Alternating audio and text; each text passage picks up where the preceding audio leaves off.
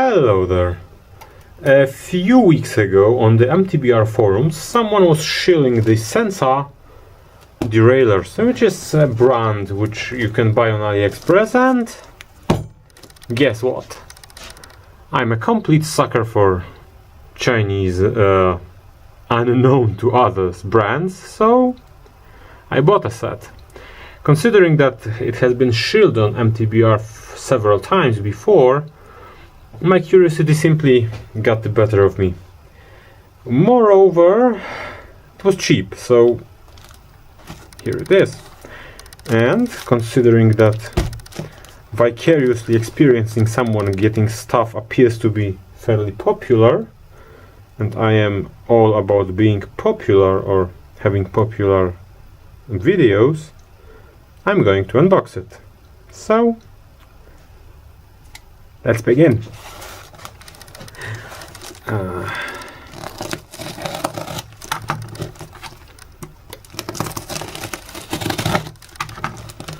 I was supposed to get the rear derailleur and the shifter, 11 speed, and supposedly the entire thing is compatible with itself. I don't really know whether it's compatible with something else, but it's also compatible natively with 1150 cassettes. We'll see about that.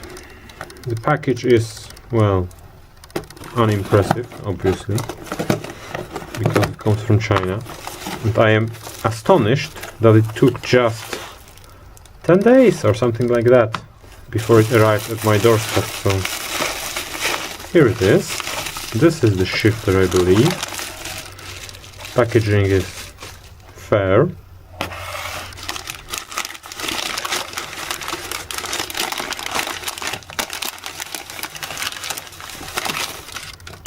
Everything is in Chinese, and I think this is a Shimano manual.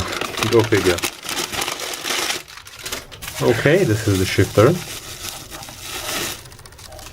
It looks pretty decent, in all honesty. Let's count the clicks.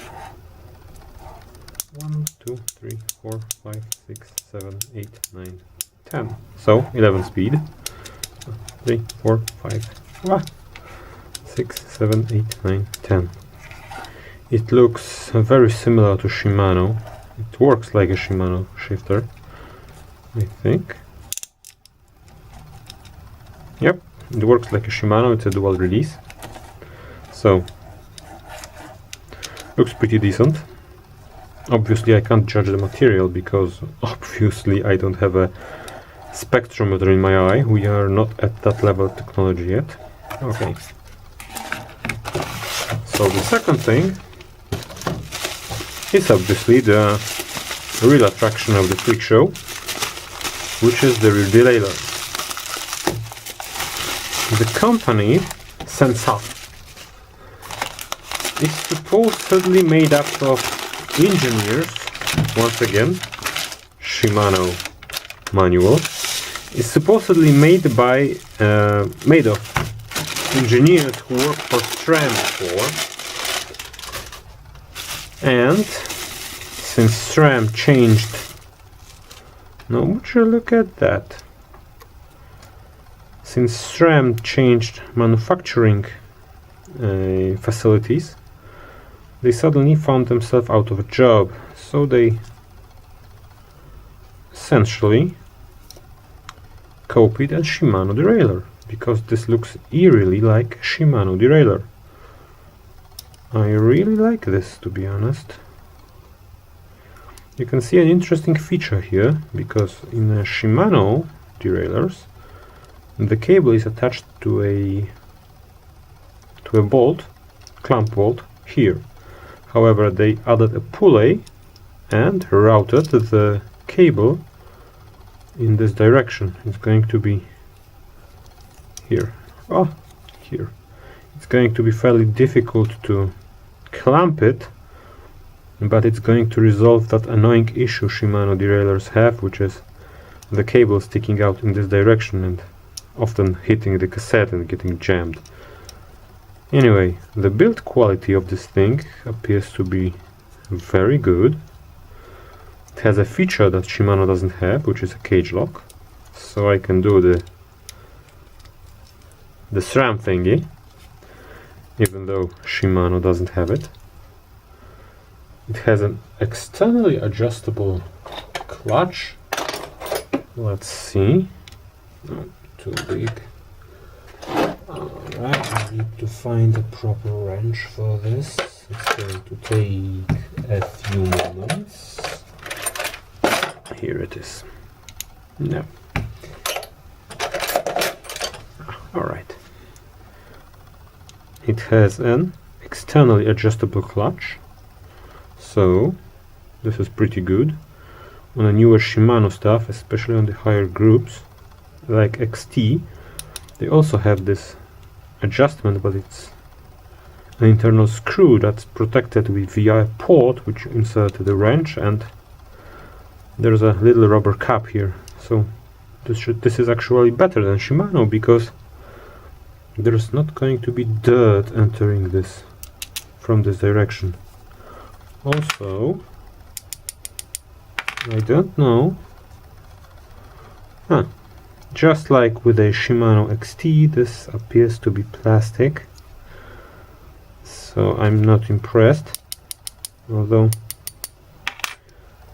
one would have to check this. But anyway, I have a scale here, I think.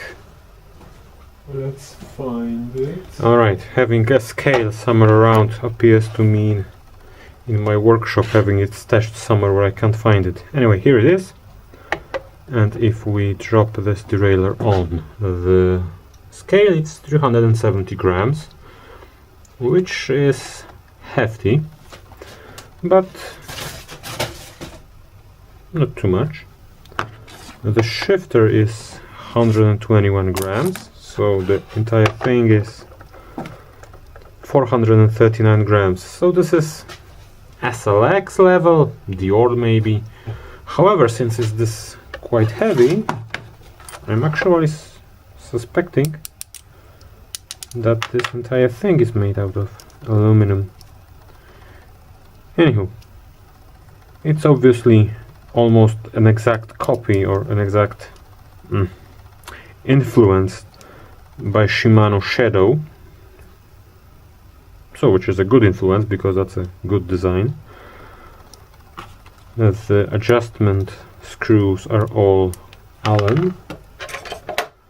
2mm? No, 2.5mm, which I don't have on hand, obviously, because I need it. So here I have one. Alright, 2.5mm Allen wrench. This is good. Once again, there is no that retarded billing Shimano uses, which is once again a good thing, because that always breaks. And as you can see, this is a quite significant amount of material here, so you're probably going to break your hanger instead of breaking your derailleur. Let's see if the pulleys are on sleeves or on roller bearings. Yep, I am. Get lost, you scale. I am disassembling something I just bought. These are roller bearings. This is pretty cool, to be honest. Let's see the top one, the bottom one. You know, the first impression I have of this thing is very positive. It's quite heavy, but it has features that contemporary Shimano products, at least the ones I had, simply don't have. I like this. Yeah, why I can't fit this bolt where it's supposed to go?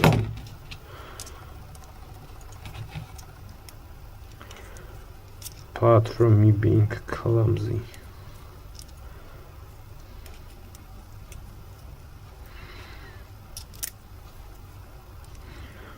Alright. Alright, I think I have it. Alright, it's in. So, the top is on a roller bearing, there is no side play. That annoying thing on Shimano which supposedly improves shifting but actually makes it worse in my opinion. Or at least in my experience, because that's not a matter of opinion. Every time I try to improve Shimano shifting, I just replace the top pulley from the floating one to something that doesn't have that float. That usually helps. Anyway, the bottom pulley is also on a roller bearing. This is good. I like this. The initial impression is great. So, what else? I'm not going to disassemble the clutch because I'm almost certain that I'm going to find the same design that Shimano uses. This is good. The initial impression I have of this is very positive. So I have to check how does it operate on an actual bike, and whether what the seller told me it's supposed to do, which is support natively the 1150 cassettes, whether it does that or not. There is an offset here. Let's check how much of that there is, but for that I need to get my measurement tool. Right, let's check. There is approximately 20.5 millimeters of top pulley offset, and it's angled from the vertical plane of the vertical axis of the pulleys by about what, 12.7 millimeters? No, it's less, 8 millimeters. Well, it actually can support. I think it might be capable of supporting this. The pulley to pulley distance is 90 millimeters, 85 millimeters, which is slightly less than Shimano. You know, this looks like it's going to be a solid performer. There are no visible, not this one, this one. There are no visible manufacturing defects. Oh, there is a little here, but this might have been in shipping. There are no visible defects in manufacturing. Looks very solid. There is no play here. There are no weaknesses that we can find in the Shimano derailleur. I really like this pulley here, although I'm certain it's going to make clamping this bolt quite annoying. But this looks pretty good. The shifter, on the other hand, the shifter also looks like something made by Shimano. Once again, this isn't bad because Shimano makes top quality stuff most of the time. I think my hand is going to fit in here. I'll have to compare this to Shimano hardware. Anyway, my initial impression is very positive. We'll see how can I circumvent the intention of the designers, which obviously is riding it on a 1x drivetrain, and I'm not a fan, so I'm going to try to run this on a 1136 or even 1132 cassette. However, I have to say that for something made by a company I don't know, well, would you look at this? This is an actual forging at the back. You see, on a lower tire Shimano derailleurs, on a lower tire Shimano derailleurs, this would be a piece of steel, stamped steel. Only XT and XTR get a forging, and this is a forging, so this is clearly intended to be something like an XTR or XT. It's heavier than XT, obviously, but I wouldn't, if it actually performs like it as it looks, it might actually be something that resembles Saint or a long cage Saint. Anyway, the initial impression is very good. We'll see how it performs. Obviously, I can't tell you the reliability. Blah blah blah. Reliability. How sturdy it is. However, that's going to be obvious once I ride it for some time.